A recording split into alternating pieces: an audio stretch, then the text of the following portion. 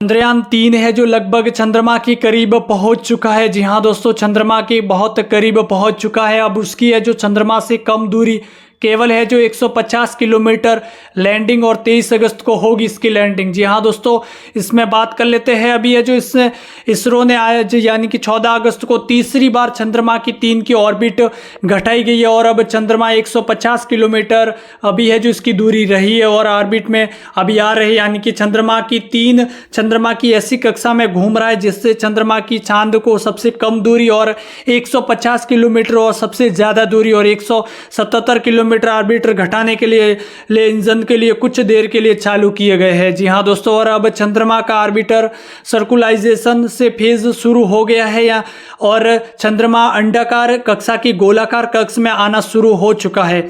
इसरो अब 16 अगस्त को सुबह 8:30 बजे अगला ऑपरेशन परफॉर्मेंस करेगा, जिससे इसरो में बेंगलुरु में स्थित हेडवाटर जिसमें वैज्ञानिक चंद्रयान के थ्रस्ट फ्राइडे उससे 100 किलोमीटर की गोलाकार कक्षा में लाएगा। उसके बाद में चंद्रयान 17 है जो चंद्रयान 3 को 17 अगस्त को चंद्रयान के लिए काफ़ी अहम दिन होगा, जिसके दिन इसरो का 3 जो प्रोपल्सल्स और शेड्यूल को लैंडिंग से अलग करेगा, और फिर जो 27 अगस्त और 23 अगस्त को फिर शाम को करीब 5:30 बजे है जो लैंडर चांद की सतह पर लैंड करेगा। इससे पहले है जो 9 अगस्त को चंद्रयान की ऑर्बिट की घटाई गई थी, जिससे बाद ये 174 किलोमीटर से 1433 किलोमीटर ऑर्बिट में आ गया था। उसके बाद में बात करें इसकी तो 5 अगस्त को चंद्रमा की कक्षा में पहुंच गया था, और आज 22 दिन सफर। इसके बाद चंद्रयान अभी है जो 5 अगस्त को शाम करीब 7:15 पर है जो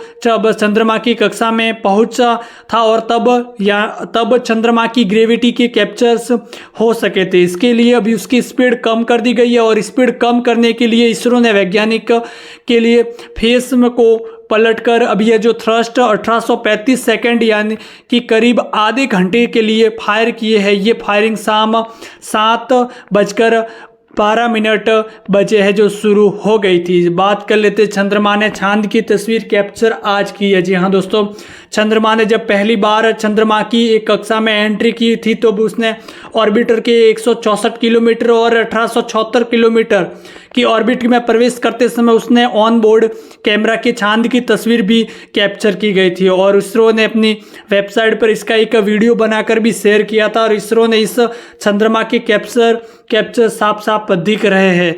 बता दें आपको कि मैं अभी है जो चंद्रमा का कि चंद्रयान 3 हूँ, और अभी है जो चांद की ग्रेविटी महसूस हो रही है।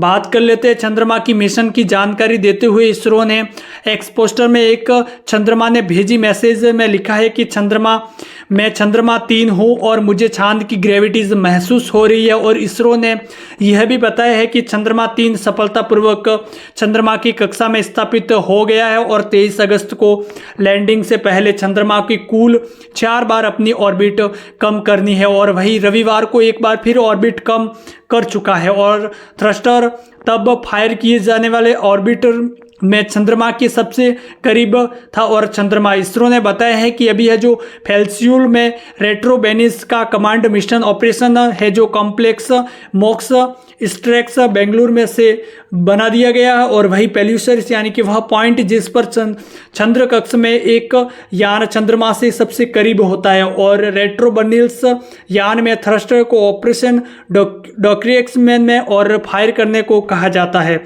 जिसके अंतर्गत उसमें जैसे ही फायर होता है तो वो आगे की ओर धीरे धीरे करके बढ़ने को लेकर जानकारी मिलती है। चंद्रमा पर अभी है जो 14 दिन तक प्रयोग करेगी, जिसमें लैंडर को रोवर से अलग किया जाएगा। वही बात कर लेते हैं चंद्रमा 3 जो 23 अगस्त को अभी है जो चंद्रमा पर लैंड करेगा। इससे पहले लैंडर रोवर को और प्रोपल्सल्स मॉड्यूल से है जो इसमें के अंतर्गत लैंडर को और रोवर चांद के साउथ पोल पर उतरेगा, और लगभग 14 दिन तक चंद्रमा प्रयोग करेगा, और प्रोपल्सल और मॉड्यूल चंद्रमा की कक्षा में रहकर धरती से आने वाले जो रेडिएशन का होगा अध्ययन करेगा। इस धरती से आने वाली जो रेडिएशन का अध्ययन करेगा, इस मिशन के जरिए इसरो चांद पर यानी अभी पानी की खोज करेगा। उसके बाद में पता लगाएगा कि चांद की सतह पर है जो भूकंप कैसे आते हैं, वो सारी वो जानकारी उसमें अभी इकट्ठा करेगा, उसके बाद में है जो इसरो के द्वारा है जो वहाँ पर भेज दिए जाएंगे। अभी बात कर लेते हैं इसका सफर। 14 जुलाई को चंद्रमा की पृथ्वी 170 किलोमीटर से 36,500 किलोमीटर ऑर्बिट में छोड़ दिया गया था। वही है जो इसके लगभग 31 जुलाई से 1 अगस्त के बीच में चंद्रमा पृथ्वी की कक्षा में घूमता हुआ बढ़ता हुआ आगे की तरफ धीरे धीरे करके उसकी गुरुत्वाकर्षण में पहुंच चुका है। और लगभग इस मिशन से भारत को क्या अभी है जो इससे ये भारत को है जो एक बहुत बड़ा साइंटिस्ट मनीष पुरोहित ने कहते हैं कि इस मिशन से जरिए भारत की दुनिया को बताना चाहता है कि उसने पास चांद पर सॉफ्ट लैंडिंग करने और रोवर को कहा चलाने की काबिलियत है, जिसके अंतर्गत दुनिया को भारत पर भरोसा बढ़ेगा और कॉमर्शियल बिजनेस बढ़ाने में भी मदद करेगा। और भारत में अपनी हैवी लिफ्ट लॉन्च व्हील से चंद्रमा को लॉन्च किया गया है। वही है जो इसमें धीरे धीरे है जो इसमें लॉन्चिंग का भी होगा। बाद में बात कर लेते हैं साउथ पोल पर ही मिशन क्यों भेजा गया था।